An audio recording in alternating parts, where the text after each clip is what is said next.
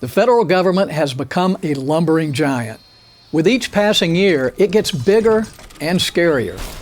In 1965, Washington was $761 billion big. In 2016, it was $3.5 trillion, 5 times the size. If the government spent only the money it collected in taxes, that would be one thing.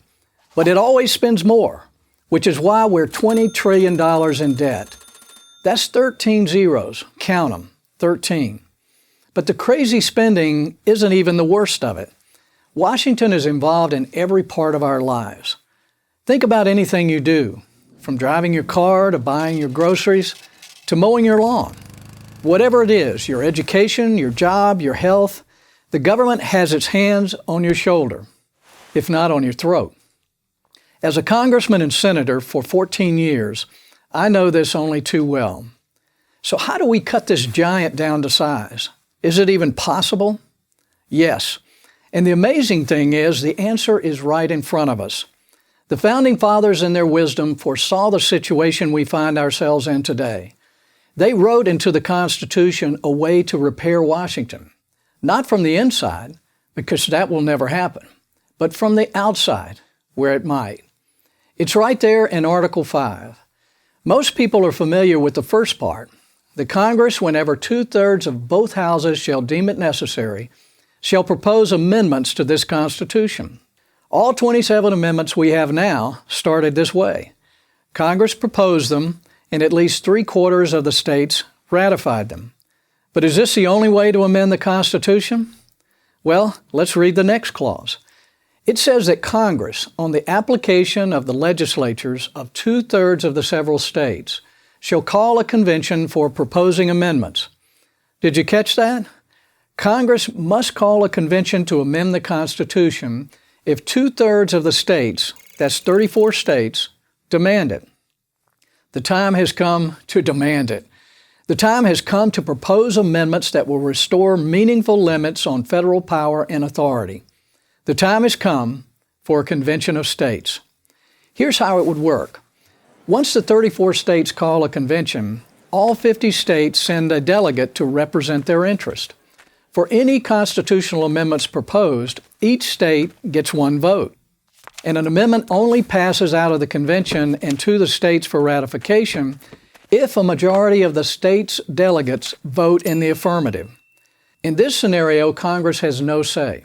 It is completely in the hands of the states, which means it's a whole lot closer to the hands of the people.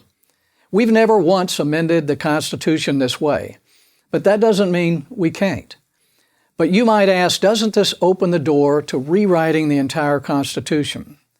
Antonin Scalia, the late Supreme Court Justice, acknowledged this risk, but regarded it as a minimal and reasonable one. Why? Because to be ratified, a proposed amendment would need the approval of 38 states. That's a high bar. 38 states would never agree to something radical like abolishing freedom of speech. The founders, Scalia said, knew the Congress would be unwilling to give attention to many issues the people are concerned with, particularly those involving restrictions on the federal government's own power. So they provided the Convention of States as a remedy. This should not be a partisan left-right, Democrat-Republican issue. This should be a who controls your life issue, you or the government. Today, politicians can turn your life upside down on a whim, kind of like King George in 1775. Being at the mercy of distant, disconnected rulers was why the American Revolution was fought in the first place. But we don't need a revolution. We have Article 5. So what amendments might a convention of states propose to limit Washington's power? Term limits, for one, and no one should be in Congress for 20 or 30 years. The only people who disagree have been in Congress for 20 or 30 years. And how about a limit on taxes, spending, and borrowing? Since you began this video, the national debt has gone up $8.4 million. Here's one more idea.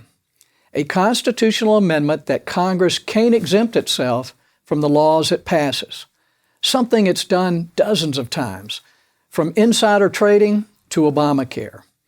Now, I don't believe a convention of states will solve all of America's problems, but the founders put it in the Constitution for a reason.